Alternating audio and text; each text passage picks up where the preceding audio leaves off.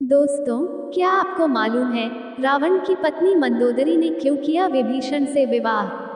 नहीं तो आज जान लीजिए, आखिर क्यों करना पड़ा था विभीषण से विवाह मंदोदरी को। नमस्कार दोस्तों, बातें ज्ञान की YouTube चैनल में आपका स्वागत है। इस चैनल के द्वारा भक्ति, ईश्वर कथा, पौराणिक कथाएं, प्रेरक कहानियां और ज्ञानवर्धक कहानियों का विशेष संकलन आपको मिलेगा और आप ऐसे ही ज्ञानवर्धक वीडियो देख पाएंगे। कृपया चैनल को सब्सक्राइब करें, वीडियो को शेयर करें और अपना बहुमूल्य साथ बनाए रखें। धन्यवाद दोस्तों।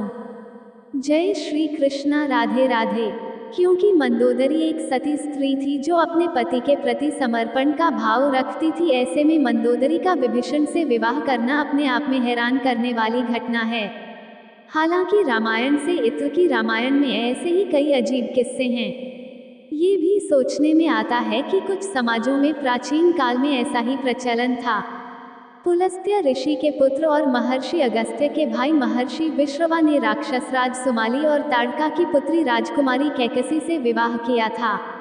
कैकसी के 3 पुत्र और 1 पुत्री थी, रावण, कुंभकर्ण, विभीषण और शूर्पणखा। विश्रवा की दूसरी पत्नी ऋषि भारद्वाज की पुत्री इलाविदा थी, जिससे कुबेर का जन्म हुआ। रावण ने दिति के पुत्र मय की कन्या मंदोदरी से विवाह किया, जो हेमा नामक अप्सरा के गर्भ से उत्पन्न हुई थी। विरोचन पुत्र बलि की पुत्री वज्रज्वला से कुंभकर्ण का और गंधर्वराज महात्मा शैलुष की कन्या सरमा से विभीषण का विवाह हुआ था। भगवान शिव के वरदान के कारण ही मंदोदरी का विवाह रावण से हुआ था। मंदोदरी ने भगवान शंकर से वरदान मांगा था कि उनका पति धरती पर सबसे विद्वान और शक्तिशाली हो। मंदोदरी श्री बिल्वेश्वर नाथ मंदिर में भगवान शिव की आराधना की थी। यह मंदिर मेरठ के सदर इलाके में है, जहां रावण और मंदोदरी की मुलाकात हुई थी। रावण की कई रानियां थीं, लेकिन लंका की रानी सिर्फ मंदोदरी को ही माना जाता था। 5 कन्याओं में से एक मंदोदरी को चिरकुमारी के नाम से भी जाना जाता है।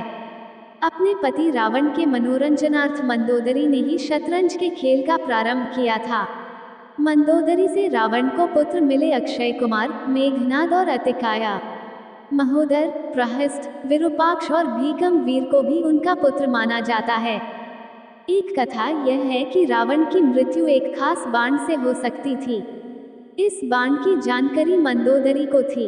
हनुमान जी ने मंदोदरी से इस बाण का पता लगाकर चुरा लिया, जिससे राम को रावण का वध करने में सफलता मिली।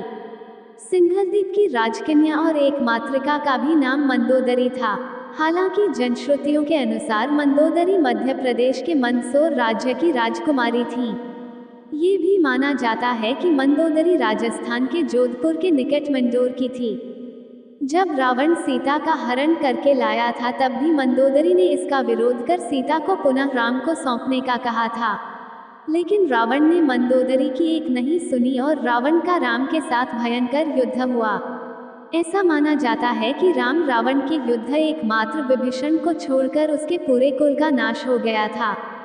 रावण की मृत्यु के पश्चात रावण के कुल के विभीषण और कुल की कुछ महिलाएं ही जिंदा बची थी। युद्ध के पश्चात मंदोदरी भी युद्ध भूमि पर गई और वहां अपने पति, पुत्रों और अन्य संबंधियों का शव देखकर अत्यंत दुखी हुई। फिर उन्होंने प्रभु श्री राम की ओर देखा, जो अलौकिक आभा से युक्त दिखाई दे रहे थे। श्री राम ने लंका के सुखद भविष्य हेतु विभीषण को राजपाट सौंप दिया। कहते हैं कि अद्भुत रामायण के अनुसार विभीषण के राज्याभिषेक के बाद प्रभु श्री राम ने बहुत ही विनम्रता से मंदोदरी के समक्ष विभीषण से विवाह करने का प्रस्ताव रखा। साथ ही उन्होंने मंदोदरी को ये भी याद दिलाया कि वह अभी लंका की महारानी और अत्यंत बलशाली रावण की विधवा हैं। कहते हैं कि उस वक्त तो उन्होंने इस प्रस्ताव पर कोई उत्तर नहीं दिया। जब प्रभु श्री राम अपनी पत्नी सीता और भ्राता लक्ष्मण के साथ वापस अयोध्या लौट गए, तब पीछे से मंदोदरी ने खुद को महल में कैद कर लिया और बाहर की दुनिया से अपना संपर्क खत्म कर लिया। कुछ समय बाद वह पुनः अपने महल से निकली और विभीषण से विवाह करने के लिए तैयार हो गई। हालांकि कुछ विद्वानों का मानना है कि इस बात में कोई सच्चाई नहीं है, ये तो मात्र किंवदंतियां हैं। लेकिन मंदोदरी के बारे में इस बात पर विश्वास करना थोड़ा मुश्किल है, क्योंकि मंदोदरी एक सती स्त्री थी जो अपने पति के प्रति समर्पण का भाव रखती थी। ऐसे में मंदोदरी का विभीषण से विवाह करना अपने आप में हैरान करने वाली घटना है। हालांकि रामायण से इत्र की रामायण में ऐसे ही कई अजीब किस्से हैं।